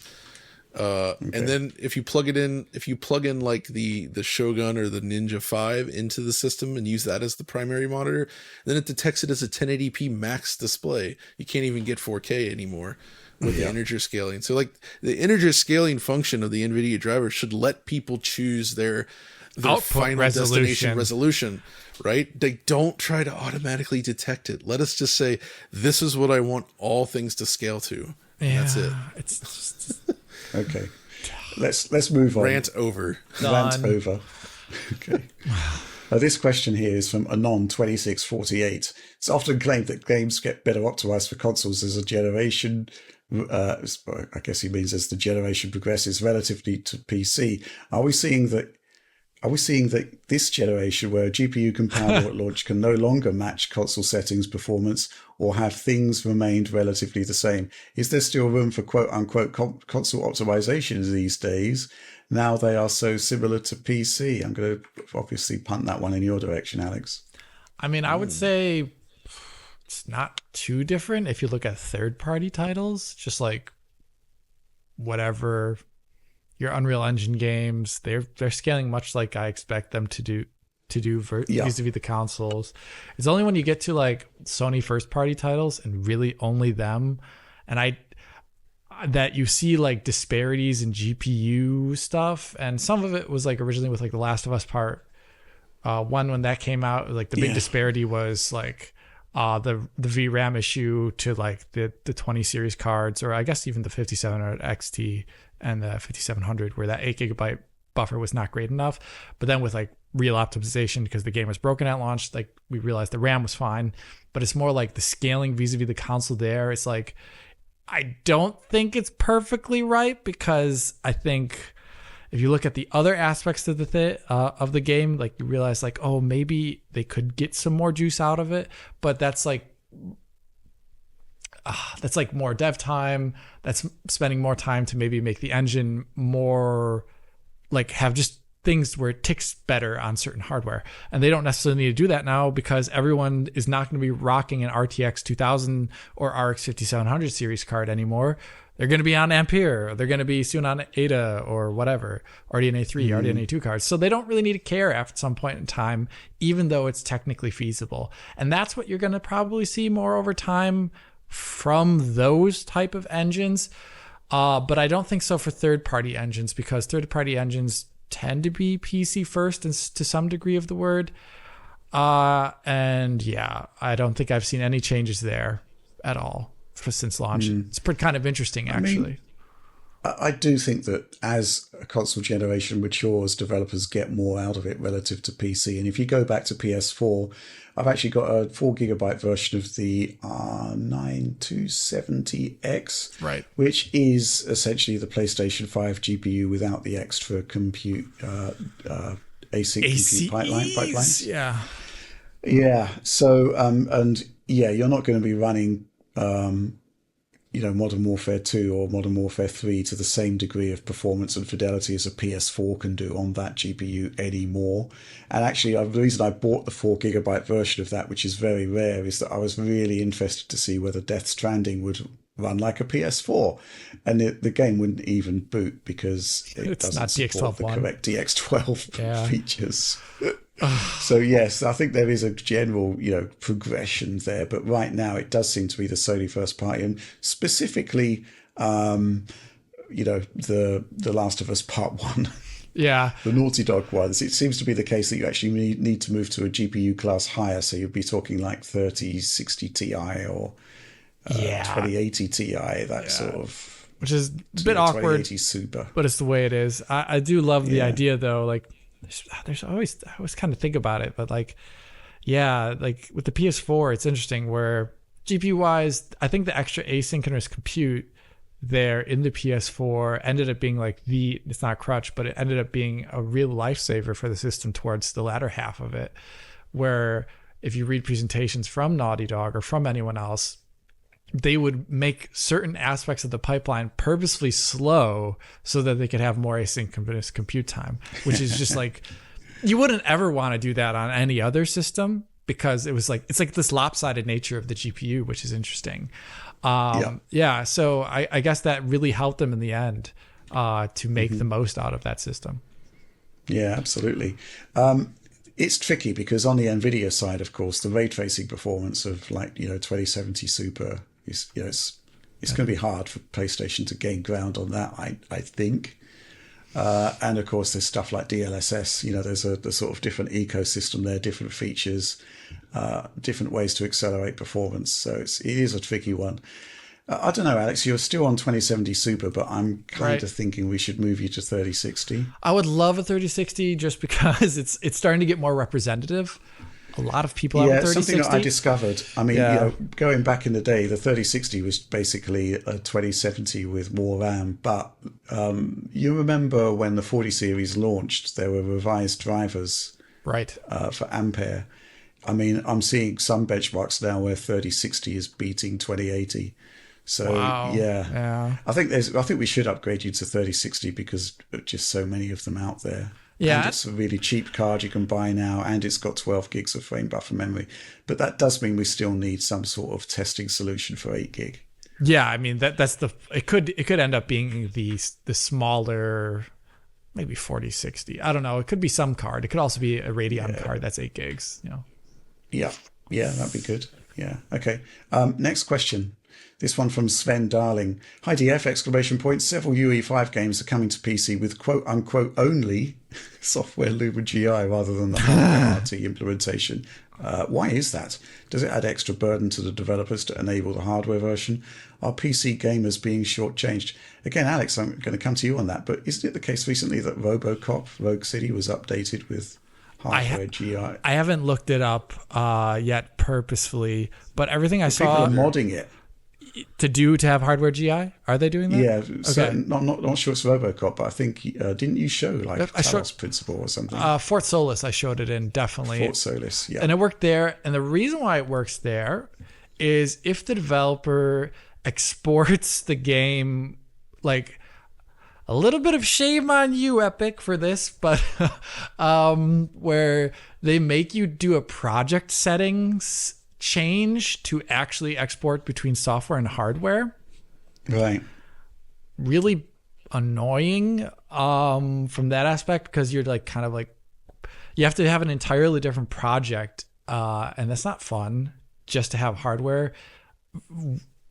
And for Fort Solis, they obviously exported the hardware version of it, but then just have it in the menu is only be the software version available, and they auto detect most likely to make it only software available. Which not great. But why are they doing it? I don't know. I honestly don't know why. There's one reason is that hardware RT is going to have a separate group of shaders that comes with it.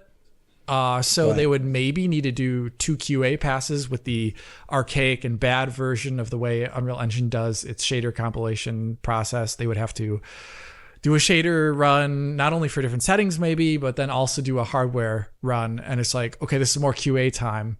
We don't want to do this. This is, once again, these are kind of things that's like, it would be great if they did this, but I can't expect every developer to do these things. And it should be really on Epic's side that they should make this much better. The other thing is that you'll have hardware RT, depending upon how the game is set up, could have a much higher CPU burden. So far has yet to be proven out by the games that have released, at least, but that could be the case, in which case it could become untenable for like certain games, depending on how they're built. So they maybe not want hardware RT at the moment. Yeah, but you know, at least with 5.4 and above, there's going to be, according to the future planning section of the UE5 website, where they like say like what we're planning for the next versions, they're looking at really increasing the support, fidelity, and performance of hardware RT on PC and the consoles. They specifically reference consoles there, but it's also going to then trickle up and down to PCs. And I'm really looking forward to that, because honestly, that should become the default path, because you're getting hardware acceleration out of it. You're getting fidelity out of it. That's the whole point of it. I don't think software RT fidelity is enough for all game types. Like, yeah, it falls apart in some areas pretty hardcore. So, yeah, I would love all those things. And yes, it is annoying. I'm so sorry. Well, I think what's slightly it is annoying but also frustrating is that there's actually more NVIDIA cards out there than AMD cards. Right. Simple matter of fact. And they've got higher degrees of ray tracing capabilities for the most part, across the stack, across the generations. So quite why you wouldn't want users to have that option, certainly as a future-proofing option, when there is more capable GPU hardware coming, doesn't quite make sense to me. But I guess that's all we've really got to say about that one. Mm-hmm. So, let's move on to the next question. Okay, next question then. This one is from some guy. And his question is, hi DF, given the mixed reception to the fact that the PlayStation Portal is remote play only, would it be possible for Sony to add the Wii U gamepad experience via updates if they wanted to? Also, do you think this opens the door for Xbox to release a Wii U gamepad of its own, especially if Portal itself sells well, given the clear opportunity to improve upon Sony's offering? So that was actually one of the sort of things, I won't say it went viral, but certainly a lot of people picked up on the fact that you did some gamepad testing for our Portal review, John. Oh, yeah. And it turned out that, lo and behold, a from the ground up hardware solution for in-room streaming actually did much better than remote play. It didn't surprise us at all, but It seems to surprise a lot of people. Do you think that it could actually be added as a feature? I mean, within my review, I did say, well, the point is that your PlayStation still needs access to the internet, and if it's only got one Wi-Fi card, how's it going to do that? That's what I was wondering. That's the thing, right? With the antennas in the system, I feel like there should be a way to do a direct connection. like theoretically it should be possible, right? You'd think. Well, it should be possible for sure, right? Because, people have been streaming from their PCs without any issue whatsoever. So I feel like you could just do update the portal to like basically have like I'm at home mode versus I want to use the internet mode, and find a way to separate that in a clear sense, but just allowing direct connection and removing the router and the internet and everything else from the whole setup, and just do I'm direct actually thinking connection. about this. I don't know if it's possible. So one thing on the Series X wouldn't work anymore. Yeah, well, it's not only that. Like, well, you could have wired connection to your PS5 and then use its Wi-Fi, right?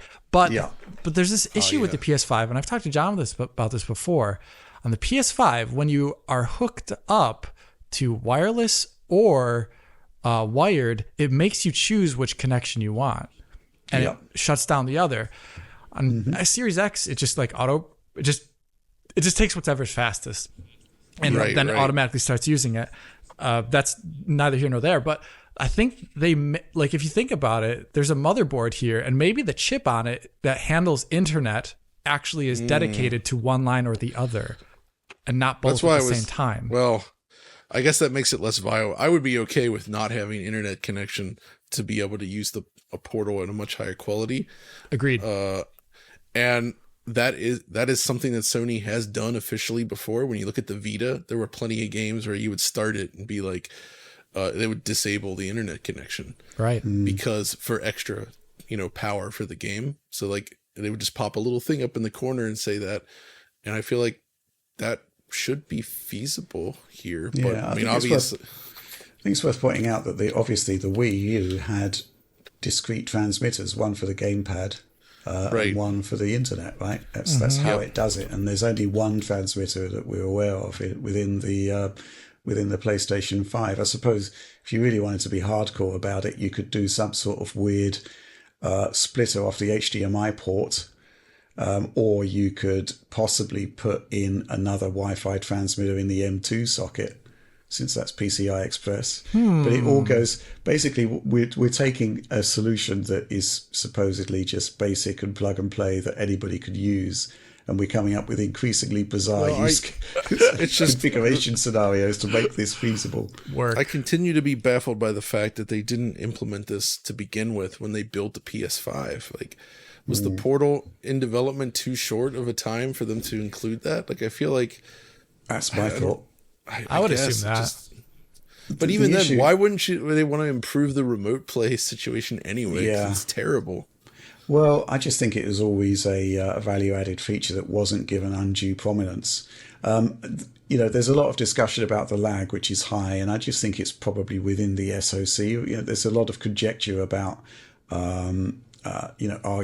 it's got to go through your router. Possibly that would be an issue if it was a Wi-Fi connection to the router. I don't see it being an issue if you've got a wired connection. I just think it's an inherently laggy system, and unfortunately, it probably could be done better. And it is done better on PC, as was pointed out last week by one of our questionnaires.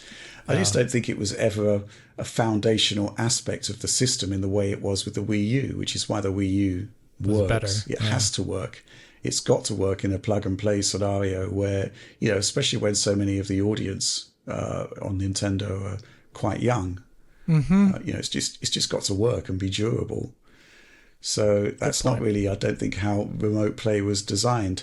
Yeah, I mean, you could probably get a better remote play in theory, assuming that there isn't lag within the SoC. I kind of think there is, but we've just gone through a whole series of ways to do it. And I think the only way you probably could do it was to have some sort of dongle / kludge that's actually going into the HDMI port. Right. And then maybe the portal itself would connect with Bluetooth or something. And it would be an in-room solution. It wouldn't be, I guess it could fall back to the current solution for remote play over the internet. But it's all getting really tricky. Rich, I've heard this is all blown out of proportion because I saw a video trending on social media about playing with your portal on an airplane. So that is definitely a viable way to play the portal. Jesus, that sounds terrible. Imagine that. The particular plane in question had Starlink. But even then, you've had Starlink even before. then, That it's a lot. latency I've had ain't too Starlink, great. It's not great. Yeah, No. but maybe they got it working. I don't know. The whole thing, the reaction to the Portal has been baffling to me because I feel like in general people seem to think it's great. It does you know, baffle me too. This is what I was trying to get across in my video. You know, everybody has a different perception of lag, right? It's only when you have really egregious games that go beyond the pale that people actually start complaining about input lag. Yeah, I think. And you're you know, right. we've demonstrated it in the past. Well, it's not even just about lag. It's just about the image quality and the stuttering quality. and like Right. it doesn't look smooth. It doesn't look good. It doesn't. It's not enough. But some folks don't seem to notice or care, and they think it's great, and that's fine for them. It's just I'm actually surprised. That's all. Well, you know, if you spent $200 on it, you don't need to tell everybody it's Buyer's crap, really, remorse? do you? Is that what you're saying here? It's kind of like Buyer's the negative. denial? I don't know what you call that. It's the sort of rose-tinted spectacles of Right, yeah. spending a lot of money on a device. You know, but John, behind the Having scenes, to justify it. behind the scenes, we've been surprised recently behind the scenes about the inability for, you know, things to be seen or not seen. So, you know, that the most casual observer doesn't notice games stuttering or games having bad input latency. And that, you know what? That's actually good for them. I feel happy for them. They're liberated. The cave. Enjoy the They're experience still in that more. cave. And that's great. That's great. That's cool. It's just the way things go, man. Like just looking at this whole freaking GT versus Forza video I'm working on. When you show two pictures of the game, there is one set of people that will say, "Game A looks like," and I quote, "atrocious." But then a separate group will say, well, no, game B looks atrocious. And it's like they see completely different things from those two screenshots. And I'm so fascinated by this. Isn't it the case that you actually swap the screenshots around? Oh, yeah. On the one, I swapped the watermark genius. and caught a bunch of people on that as well, which is really funny. I'm a big fan I of think that. that's got to be part of your video. Do it in the I gotta video. Do it in the mention- video. I gotta mention that. The psychology. There's a involved here. psychological element to them, you know, and it's really interesting to see the way people operate. But so sometimes I think people don't notice things. Sometimes I think they choose based on what they expect or you know what they own, and it's just it's a weird world out there for this stuff. Okay, let's move on to our final question of the show. This one from Kick Fister. Hey DF, this is a question for Alex, but of course I'm interested in everyone's thoughts. Thanks for that. Oh. DLSS3 and FSR3 are really cool technologies, but because of the input lag penalty and other artifacts, we got to talk about that. Oh, yeah. I think that I have to think of them as quote unquote advanced motion blur options that can leverage higher refresh rates to make them make sense for them to make sense to enable, which got me thinking, why don't these technologies incorporate an advanced motion blur in them optionally? To be honest, in-game motion blur already looks pretty poor with FrameGen enabled, and if their algorithms can generate entirely new frames, surely they could use that input to generate an extremely attractive motion blur. Alex, thoughts? Doubt. Was it a press X to doubt scenario? Press X to doubt. The one thing I'll say is that the interesting thing is, very interesting way you put this, because the thing that FrameGen does is it actually decreases motion blur because it's making your display's persistence lower. It's actually adding clarity to the game. And that's one thing you'll notice. You play a game at 60 on a monitor that's 120, the persistence, even, FrameGen has artifacts, the persistence being higher where you see technically more information in a short amount of time, it looks clearer to my eyes, even if the fact that there could be artifacts in that image. And for me, the artifacting in FrameGen, if you're playing it at a inherent 60 internal and then going up to 120 or higher, a lot of people have 144 hertz monitors, 165, whatever. Then you're getting I don't think the artifacts are so big. I mean, I'm an artifact stickler. I talk about them all the time. You've specified in your first DLSS3 review video how and where the artifacts do present and whether they actually persist into, something noticeable over time. And that's the thing is and they don't persist into something completely noticeable a lot of the time, which is surprising considering how technically artifact ridden the image is, versus a cleanly rendered one. So it's interesting, and I would say like it isn't actually that bad for most use case scenarios, and I would say most users definitely wouldn't notice it. I think that something you could probably comment on, Rich and John, is the input latency difference. Now it will differ per game, and because it isn't just flat, it's also like what the game is doing a little bit. Reflex is going in there and helping it out a lot, but in general, it isn't so big, at least on the Reflex NVIDIA side. We'll have to talk about FSR3 soon enough, but Rich? Well, the point I make is that the thing is, I think input lag is all about consistency. I'm going to go back again to the table that Tom put together years ago about all of these 60 FPS games on PlayStation 4. And, you've got Call of Duty with an input lag of, in the 30 millisecond region, which is really, really super fast. You've got Doom Eternal, which was and a couple of other games, which are like 70, 80 milliseconds. And they're running at 60 frames per second. Go back in time and to when those games launched, and nobody was saying, man, Doom Eternal, Halo 5, these games, they're so laggy. It's like playing at 30 FPS. When in actual fact, there's like a 50 millisecond gap between, that and Call of Duty.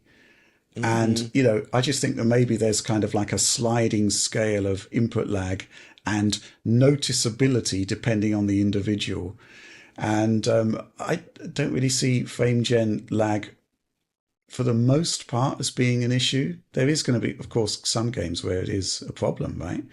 But for the most part, it's I wouldn't say it becomes unplayable, right?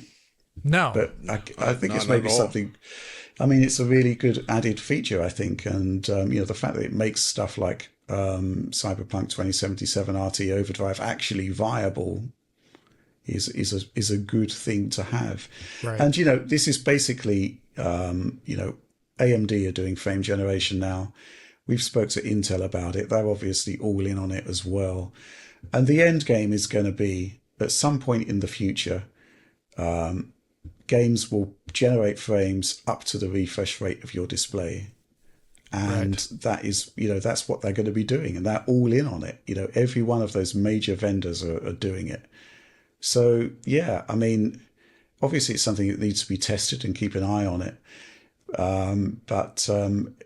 It's a feature that I enable if it enables me to get more out of my high refresh rate display, simply because it looks better overall on aggregate. Yeah. Similar to DLSS, the controversies back in the day about that.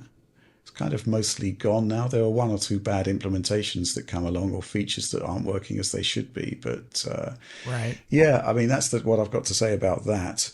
But what about this concept of using frame generation to do better motion blur? That doesn't kind of actually, you should be doing decent motion blur to begin with, right? I was actually going to say it's the opposite that I'm interested in. Right. Having spoken with Mark from Blurbusters before on this topic, he kind of pegs 1000 hertz as the target for achieving CRT motion clarity with sample and hold without having to do pulsing or black frame insertion or anything like that. And I feel like the way to get there is through these sort of frame generation techniques, right? The monitors and stuff to do that still there's so much still to overcome, but I feel like when we eventually get there, doing a native 1000 frames per second is kind of off the table, right? Right. So, but if there's ways to generate frames and keep it responsive, I feel like that's the future we need to move towards in terms of getting true perfect motion clarity while maintaining all other characteristics of the image, including full brightness. When we get there, it's going to look insane. Isn't frame generation with low latency basically happening in VR now, John? Yeah, it is. Okay. How low? It's hard to say. So, that's what the asynchronous space warp is that the Meta Quest line has. And the thing is it does have some limitations. If you have a transparent objects, especially really close to the camera, you'll actually start to see the double image effect or some artifacts, things like that. But for the overall experience, considering the low processing power available, I think that they do an exceptional job. Right. And it does convincingly allow 45 frames per second to look like 90 frames per second when in optimal conditions. And that's 30 from a pretty low base, and it still feels really responsive, even though your base frame rate is only like 45, right? Right. So I feel like going up from there, it can only get better.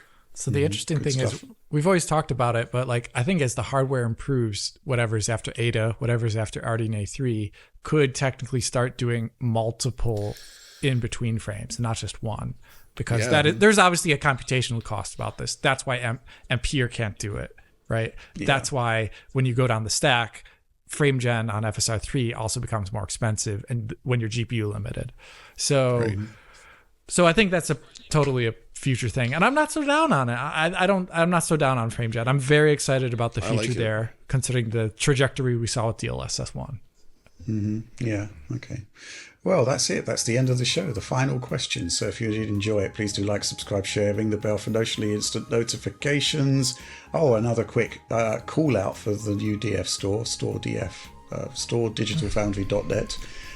Where you can buy various pieces of merchandising and quote-unquote apparel. Ooh. And the DF supporter program. Join our amazing community.